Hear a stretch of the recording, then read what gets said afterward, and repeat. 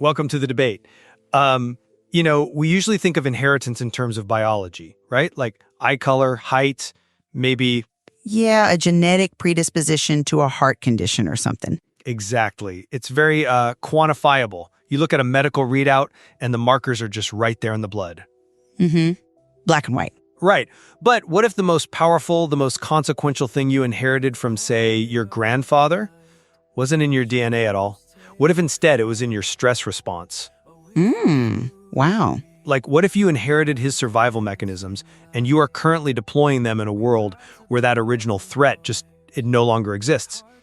That's a murky, incredibly complex diagnostic landscape we're navigating today. It really is. And we're drawing on the profound concepts outlined in Daniel Nelson's work, specifically focusing on healing the divide and this overarching principle of awareness over absorption. Right. The source material examines this tragic phenomenon of what happens when emotional wounds pass through generations, how love gets tangled with fear until it essentially mutates into control. And the central tension that emerges from Nelson's text is how we actually, how do we arrest that mutation?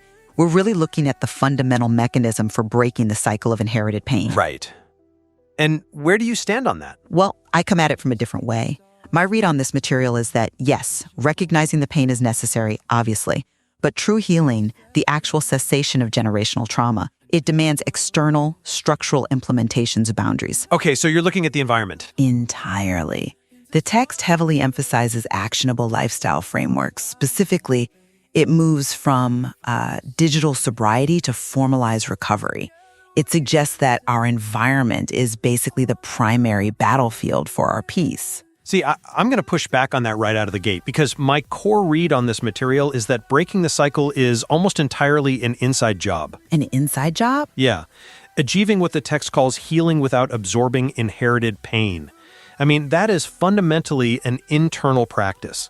It's anchored in emotional awareness, using the power of presence to recognize your own subconscious projection. But you can't just... Let me just lay the groundwork for my perspective here, because we have to look closely at the psychological mechanics of how love mutates into control. When a previous generation experiences profound trauma, their fear of the world, or their fear for their vulnerable children, it becomes their dominant operating system. Sure, survival mode. Exactly. They love their children deeply, but they are terrified of what might happen to them. So that fear dictates their behavior, and they begin to control their environment and everyone in it just to mitigate that underlying terror. Right. Control in this context is just this misguided, desperately tangled form of protection. Right, but I think the blind spot in focusing solely on that internal psychology is that it assumes this mutation just, happens in a vacuum. Well, not a vacuum, but... But the text deliberately pairs these internal emotional states with highly actionable external realities. Nelson traces a direct line from digital sobriety to fatherhood. He explicitly links peace with recovery. He does do that, yes. So if we treat emotional boundaries as purely theoretical, like psychological phenomena, we totally ignore the fact that inherited fear-based control is constantly exacerbated by our modern environment. Exacerbated, maybe, but not caused by it. But the environment matters. Generational trauma acts as the kindling, sure, but our hyper-connected, hyper-vigilant digital landscape is the accelerant. Behavior follows architecture. Okay, I hear that. But let's explore the genesis of that control and why I believe the internal realization must be the defining mechanism, regardless of the architecture. Okay. Generational trauma operates very much like an inherited, uncalibrated lens. Imagine you are handed down a pair of glasses from your grandfather, shaped by, say, the Great Depression or a war, and then passed through your father. Right, and the prescription is completely wrong for your eyes today. Exactly. It's entirely wrong for the present day. Because of their specific traumas, the lens is warped. It makes fear look indistinguishable from love. It makes everyday situations look like, existential threats. Mm-hmm. As long as you are wearing that uncalibrated lens, you are going to react with control and projection. You're going to micromanage your family because the lens is screaming at you that they're in constant danger. Changing your environment does not remove the glasses. That lens analogy is great. It perfectly illustrates the distortion of reality. But I mean, notice what happens when you take those warped glasses into a modern environment. What do you mean? If you have an uncalibrated lens that makes everything terrifyingly bright, it is not enough to just sit in the glaring sun and internally tell yourself, oh, it's just the lens. Well, awareness is. You are asking the nervous system to perform a biological miracle there. The text explicitly highlights digital sobriety because our devices, our constant connectivity, they act as a magnifying glass for that fear. Let's just look at the neurology for a second. Sure. When a smartphone notification flashes some terrifying news headline, it mimics an ancestral threat. It spikes cortisol. It spikes adrenaline. It puts the body into a sympathetic nervous system response, fight or flight. So you are arguing that the environment actively weaponizes the inherited wound? It absolutely weaponizes it. The fear originates internally, I'll give you that. But it is fed and amplified externally. I don't know if I agree it's the primary issue, though. But if a parent is constantly scrolling through anxiety-inducing content, their nervous system is chronically triggered. They are in a state of hyperarousal. So when their teenager walks into the room and drops a glass, that parent isn't reacting to a spilled drink. They're reacting from a place of heightened panic. Exactly. Existential panic. They will project all that accumulated chemically induced anxiety right onto the child. To take the lens off, you first have to step out of the glaring light. You have to structurally limit the inputs that trigger the trauma response. Pure awareness is incredibly fragile if it isn't protected by strong, actionable boundaries. I see the biological reality you're pointing to, but let's replace the lens metaphor with something more systemic to understand the limitations of just, changing the environment. Okay, shoot. Think of generational trauma as a software glitch in a computer. The underlying code, the internal subconscious projection, is corrupted. Now, you can change the hardware all you want. Right. You can upgrade the monitor, you can disconnect it from the Wi-Fi, which, by the way, is your digital sobriety right there. And you can put it in a quiet, temperature-controlled room. But it's still going to crash. Exactly. If you try to run the family operating system, the program is still going to crash because the source code is fundamentally flawed. I see what you're saying, but... Let me just finish the thought. If a parent implements perfect digital sobriety in the home, like no screens after dinner, strict structural boundaries, but they lack the internal power of presence, the control simply shape-shifts. See, shape-shifting implies the structural changes had no effect on the severity of the control. And I don't think that's true. Well, the delivery method changes, but the emotional weight remains identical. Think about this visceral scenario. Let's say a teenager comes home with a C- on a math test. A parent who is enforced a screen-free environment is physically present in the room. Which is a good start. Sure. But if that parent has an unhealed generational wound regarding, say, scarcity or worthiness, they don't just see a bad grade. Their nervous system sees a threat to the child's survival, and by extension, their own.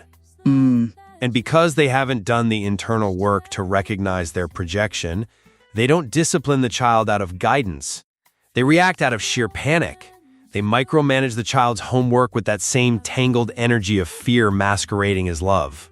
Right, but The child still feels the crushing weight of the generational wound. It is simply being delivered in a wonderfully tech-free environment. That is why the sacred work must be internal. I'm not convinced by that line of reasoning because the flaw in that logic is the assumption that structural recovery is merely about, putting the phone in a drawer. Isn't it, though? No! When the text talks about recovery in the context of inherited pain, it's not just referring to digital wellness as some superficial band-aid. Structured recovery from generational trauma means implementing routines designed to actively regulate the nervous system. Okay, but routines are still external. They are, but they're necessary. It means cognitive behavioral frameworks, somatic experiencing routines, and strict boundaries around what media and which family members get access to your mental bandwidth. Think of a boundary like a firewall. A firewall? Yeah. A firewall doesn't hate the internet. It just decides what gets access. It's the external architecture that creates the space for the internal work to actually happen. Without it, you're basically asking a parent to outthink an amygdala hijacked. Let's examine that amygdala hijacked, actually. Are you really suggesting that mindfulness is powerless in the face of acute neurobiological triggers? I am suggesting that relying on pure emotional awareness during an acute trauma trigger is biologically unrealistic for the vast majority of people. I mean, can a person realistically and mindfully breathe through an amygdala hijack when their prefrontal cortex, the logical aware part of the brain, is effectively shut down by a cortisol flood? It takes practice, yes. It takes more than practice. The prefrontal cortex goes offline when the inherited trauma response takes the wheel. You cannot outthink a survival response. That is why people in structured recovery build routines. Right, they avoid certain environments. They avoid environments. They follow strict protocols. They implement rigid lifestyle structures because they know their internal awareness will inevitably fluctuate. They get tired, they get hungry, they get stressed at work. We all do. Right?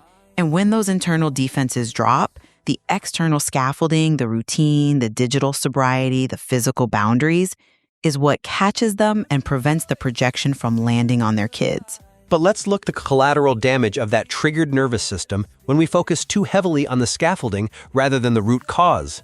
Collateral damage? Yes. If the scaffolding is merely managing the symptom, we never actually achieve what the text defines as healing. The phrase Nelson uses is awareness over absorption.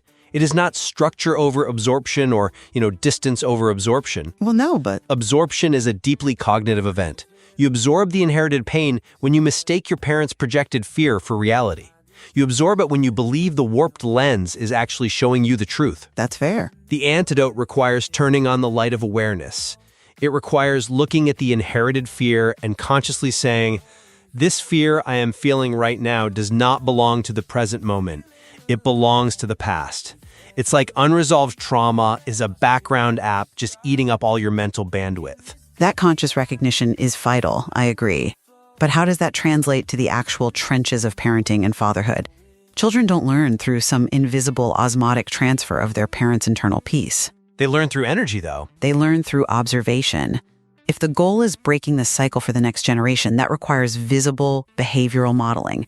A child needs to see what courage and clarity look like in action. Okay, so what does that look like to you? They need to see a parent actively saying, "We are turning these devices off because we are prioritizing our emotional health."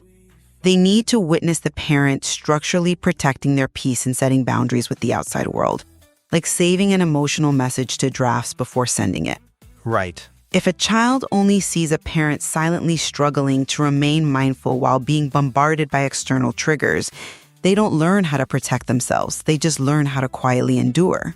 See, the danger there is mistaking compliance for healing. How so? Well, a child can learn to mimic the behavioral boundaries. They can learn to put their phone away. They can learn to recite the vocabulary of recovery. But if the parent is still operating from a baseline of untreated anxiety, the child will internalize that anxiety. I mean, kids are perceptive. They are incredibly perceptive, emotional tuning forks. They feel the intention behind the structure. If a physical boundary is implemented out of avoidance rather than genuine peace, the child learns avoidance. That is why the internal boundary must precede the external one. An internal boundary is the ultimate form of clarity.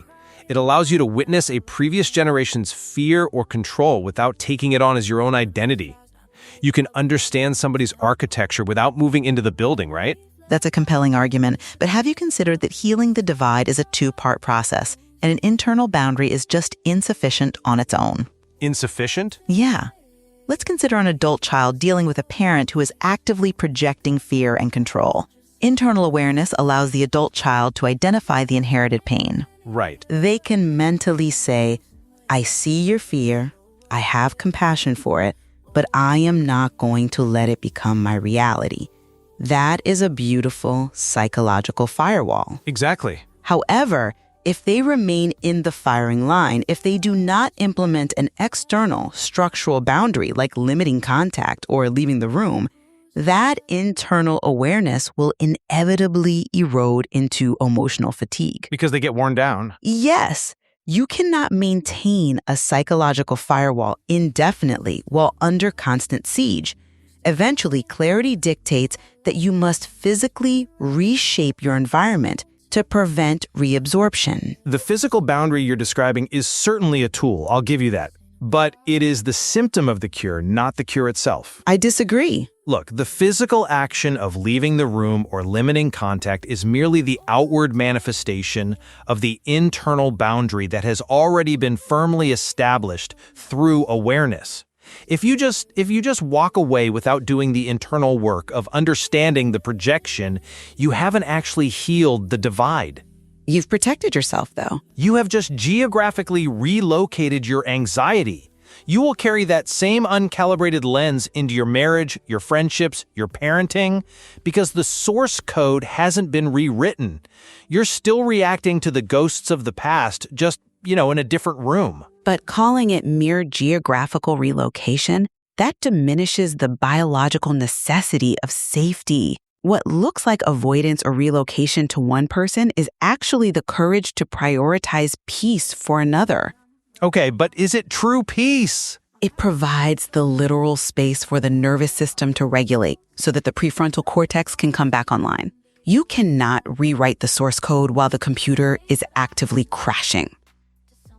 The discipline required to maintain a structural boundary, whether it is digital sobriety or limiting contact with a toxic family dynamic, is the very practice that builds the internal muscle of clarity. The physical structure forces the internal growth. It demands that you confront the discomfort of breaking the familiar cycle. Look, I concede that it is difficult to maintain presence in a chaotic environment. And yes, structural tools can offer a temporary reprieve. But I fundamentally believe that the structural architecture is only as strong as the internal commitment to it. Fair enough. If the goal is true peace, and not just white-knuckling our way through life by endlessly curating our environments to avoid triggers, then the ultimate destination has to be a state of mindfulness. We must cultivate a presence robust enough that we can remain centered, even when the environment is imperfect, even when the prefrontal cortex is challenged. Because life will never offer us a perfectly sterile, trigger-free environment. I mean, we are really describing two necessary sides of a bridge here.